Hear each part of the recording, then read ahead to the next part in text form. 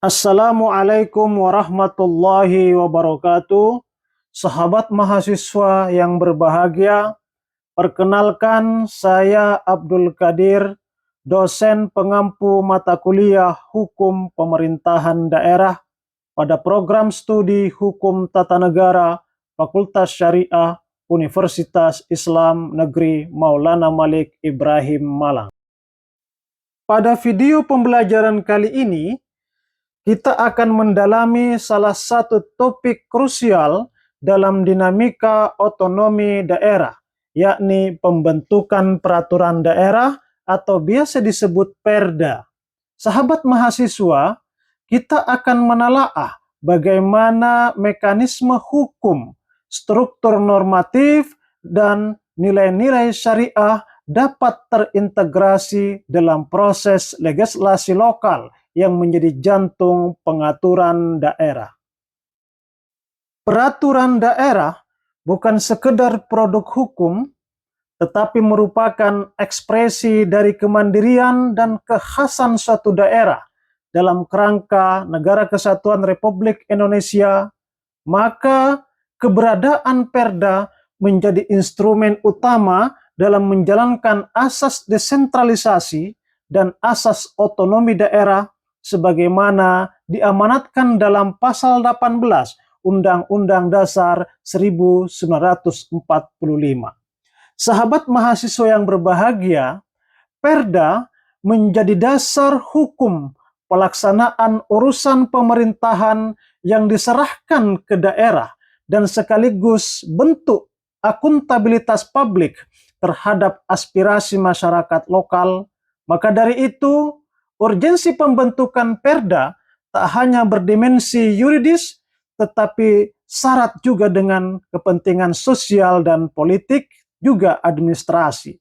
Dan bahkan nilai-nilai keislaman dapat tertuang di dalam pembentukan peraturan daerah. Sahabat mahasiswa yang berbahagia, selanjutnya kita akan menjelaskan tahapan-tahapan pembentukan peraturan daerah menurut undang-undang. Secara normatif, pembentukan Perda diatur dalam Undang-Undang Nomor 12 Tahun 2011 tentang pembentukan peraturan perundang-undangan, sebagaimana telah diubah dengan Undang-Undang Nomor 13 Tahun 2022, serta diatur lebih lanjut melalui Peraturan Menteri Dalam Negeri Nomor 80 Tahun 2015 tentang produk hukum daerah. Adapun tahapan-tahapan di dalam pembentukan peraturan daerah terdiri dari 5 tahapan. Tahapan pertama adalah tahapan perencanaan program pembentukan Perda atau Propom Perda. Tahapan kedua, penyusunan dan pengajuan rancangan Perda. Tahapan ketiga, pembahasan antara DPRD dan kepala daerah. Tahapan keempat, pengesahan dan penandatanganan. Dan tahapan kelima, pengundangan dalam lembaran daerah. Tentunya para mahasiswa, setiap tahapan itu melibatkan partisipasi publik, melibatkan partisipasi masyarakat. Hal yang terpenting lagi adalah bagaimana harmonisasi antara peraturan daerah dengan peraturan-peraturan yang lebih tinggi. Kemudian juga peraturan daerah akan diuji terhadap asas-asas pembentukan peraturan perundang-undangan, yaitu meliputi kejelasan tujuannya, kemudian kesesuaian jenis dengan peraturan perundang-undangan di atasnya, dan yang terpenting lagi adalah Perda itu dibentuk untuk dilaksanakan. Ya, kalau kemudian Perda itu dibentuk tidak dilaksanakan, maka itu akan menghamburkan uang negara. Dan yang terakhir adalah keterbukaan publik, bahwa pembentukan daerah itu diperuntukkan untuk masyarakat, maka masyarakat harus terlibat penuh di dalam pembentukan peraturan perundang-undangan.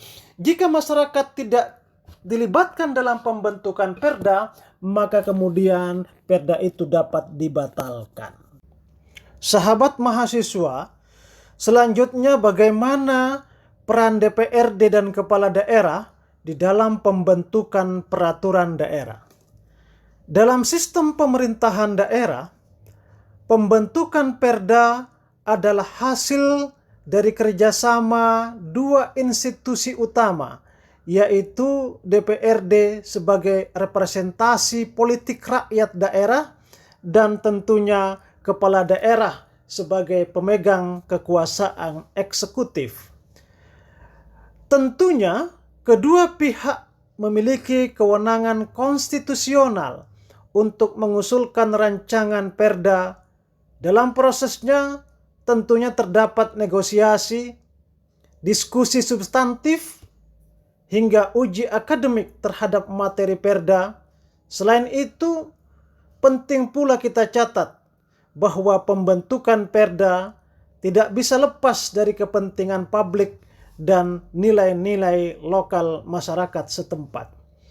Yang terpenting lagi adalah termasuk nilai-nilai keislaman jika daerah tersebut memiliki karakteristik keagamaan yang sangat kuat. Sahabat mahasiswa yang berbahagia, keberadaan perda itu selalu diawasi dan dievaluasi oleh pemerintah pusat dan Mahkamah Agung. Tidak semua perda dapat berjalan dengan baik. Pemerintah pusat tentunya melalui Kementerian Dalam Negeri memiliki kewenangan untuk melakukan evaluasi dan pembatalan perda jika perda itu dianggap bertentangan dengan kepentingan umum atau perda itu bertentangan dengan peraturan yang lebih tinggi di atasnya. Sementara secara yudisial, Mahkamah Agung berwenang menguji perda terhadap peraturan perundang-undangan yang lebih tinggi, tentunya melalui uji material. Kasus pembatalan perda itu sering dilakukan karena perda itu bersifat diskriminatif, bertentangan dengan hak asasi manusia, atau menghambat investasi. Menjadi pelajaran penting tentang pentingnya legal drafting yang berbasis riset, partisipatif, dan bertanggung jawab. Oleh karena itu, penekanan terhadap peraturan daerah itu dalam pembentukannya harus melibatkan masyarakat. Sahabat mahasiswa yang berbahagia, sebagai penutup pada video pembelajaran kali ini, mahasiswa sebagai calon sarjana hukum, saya berharap Anda semua dapat memahami bahwa perda bukan hanya teks hukum, melainkan manifestasi dari etika pemerintahan, kearifan lokal, dan nilai-nilai keadilan dalam rangka Negara Kesatuan Republik Indonesia. Mari terus kritis dan aktif dalam mengawal legislasi daerah agar tetap selaras dengan asas konstitusional dan nilai-nilai yang terkandung dalam falsafah Pancasila. Demikian video pembelajaran tentang pembentukan peraturan daerah. Semoga bermanfaat dan kita jumpa pada video pembelajaran berikutnya. Wallahul muwaffiq ila aqwamit thoriq. Wassalamualaikum warahmatullahi wabarakatuh.